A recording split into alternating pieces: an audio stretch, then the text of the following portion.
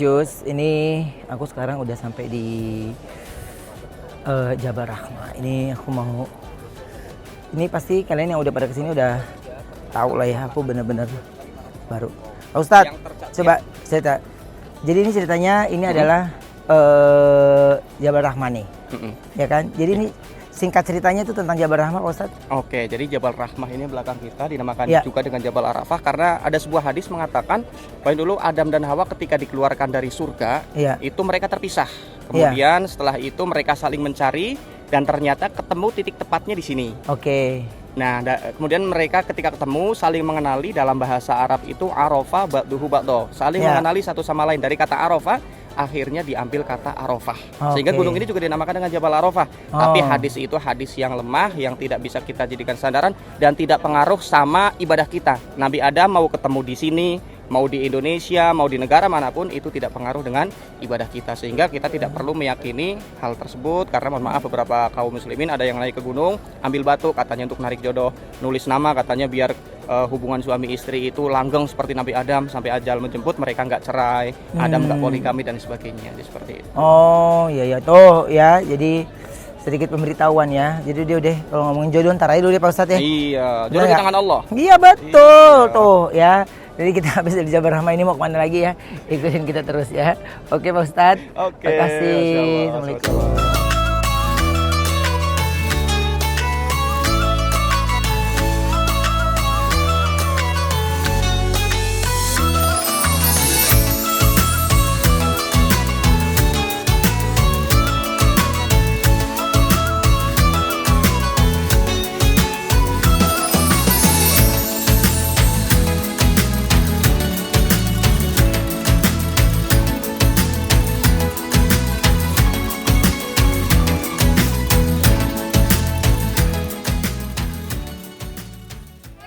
Surabaya, halo. Ini berapa lama ke 8 bulan 10 hari. 8 bulan 10 hari? Ya. 8 bulan 10 hari, ya Allah. Bentar ya. Itu bener. Terus akhirnya bermalam di mana gitu? Bermalamnya kita di masjid. Kalau nggak ada masjid kita di pom bensin. Oh, ya Allah. Kita juga ada di Bentang. Oh iya. Asli mana Mas? Aslinya Kebumen. Oh Kebumen, ya Allah. Benar-benar ini benar-benar ini ya Ibu. Ini lancar ya. Jadi di sini apa nih sekarang nih? Ini dia jualan. Ya saya yang jualan itu kan. Oh, ada jualan. cendol. Oh iya. Oke. Jadi 10 hari katanya. 8 bulan loh. 10 hari ya? 8 bulan 10 hari. Ya Allah. Kemarin targetnya haji 2025 cuman nggak sampai. Jadi ini baru sampai sekarang. Oh iya. Insya Allah mau berjuang untuk haji 2026. Insya Allah ya. Insya Allah ya. Amin. Ya. Lancar ya. Terima kasih banyak.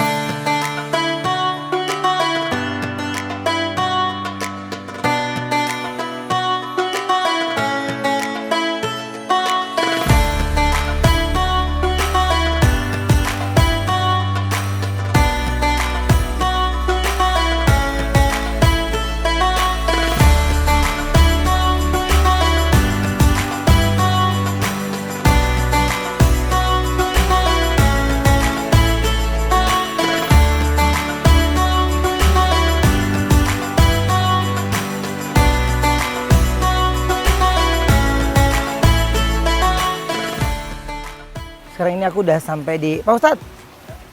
Jadi sekarang kita ini di Jabal Nur ya.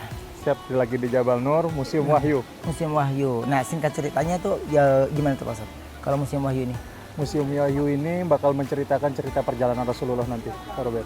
Oke. Jadi ini kita akan ke dalam ya. Oke, yuk.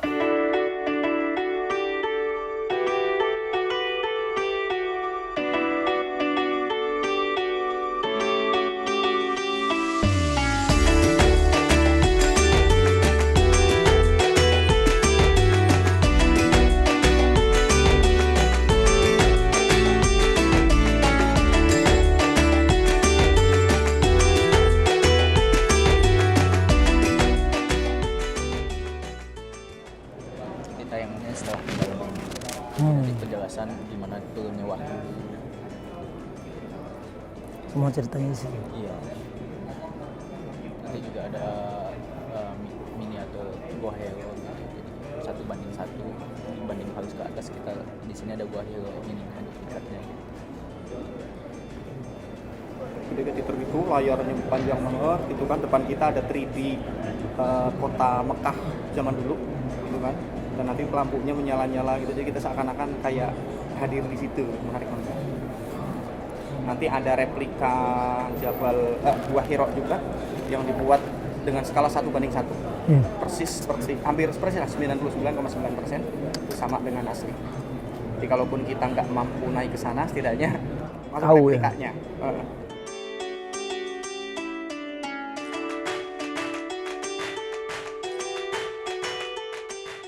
Ahlan wa sahlan wa marhaban bikum. Selamat datang Bapak dan Ibu semua di Museum Al-Wahyu. Museum ini berada di kaki gunung dari Gunung Hiro, atau sekarang lebih terkenal namanya Jabal Nur, di sebelah sana ya. Di dekat puncaknya ada sebuah gua, yaitu Gua Hiro. Ada 6 ruangan, memakan waktu kurang lebih 40 menit. Di ruangan pertama dan di ruangan kedua nanti yang paling besar kita belum boleh mengambil gambar, foto dan video. Nanti di ruangan ketiga sampai terakhir baru boleh mengambil gambar sepuasnya ya. Silakan.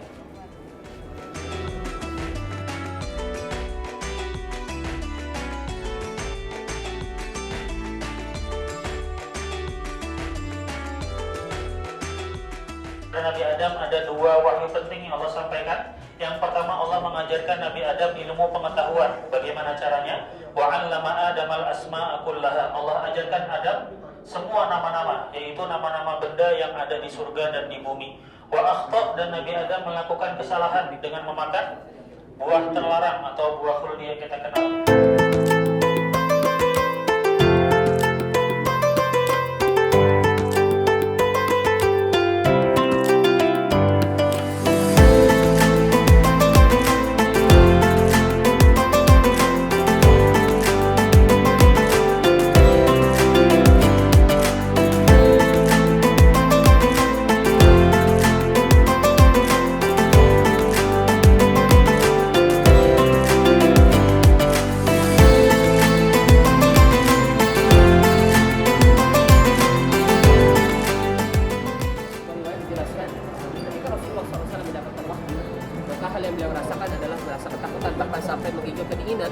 Maka beliau pun pulang ke rumah istri tercintanya Khadijah radhiyallahu anha dengan mengatakan zamiluni atau datiruni, yang artinya selimuti aku.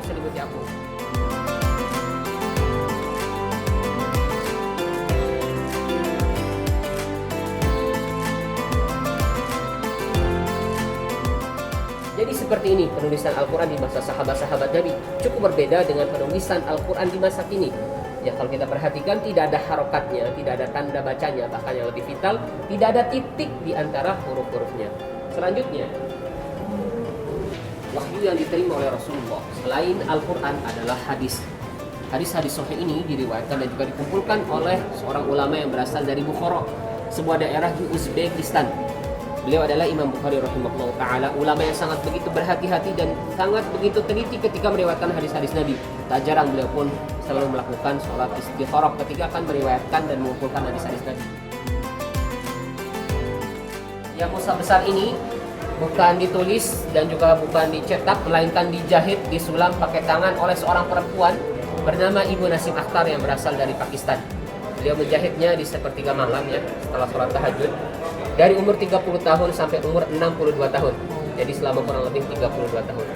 Ya, tidak hanya hurufnya, semuanya, harokatnya, bahkan hiasan-hiasannya juga hasil jahitan dari beliau. Ini asli? Iya, ini asli. Pajangan-pajangan. Ini aja.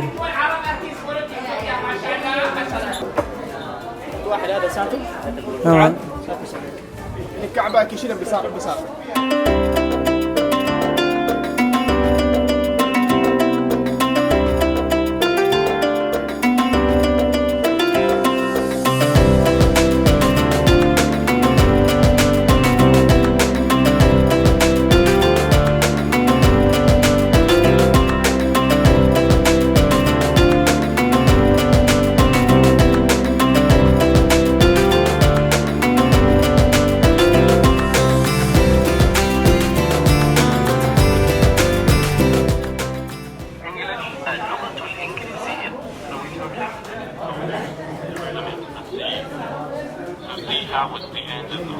الانجليش عرب اردو فرنش. الله الصمد لم يلد ولم يولد ولم يكن له كفوا أحد. 150 200 tambah 8 150 200 ini megam Ibrahim 200 150 Ini aja nih. Ini sama itu kan? satu ya. Sama itu udah dapat 2. Ini sama ini.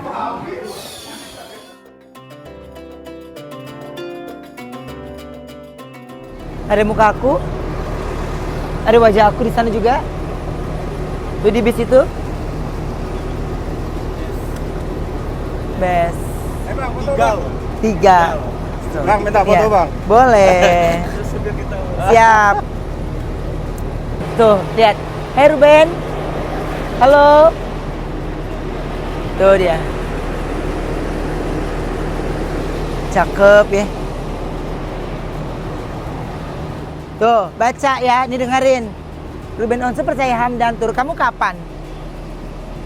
Itu percaya Hamdan Tur, kamu kapan? Ayo. Kita umrah bersama Hamdan Tur.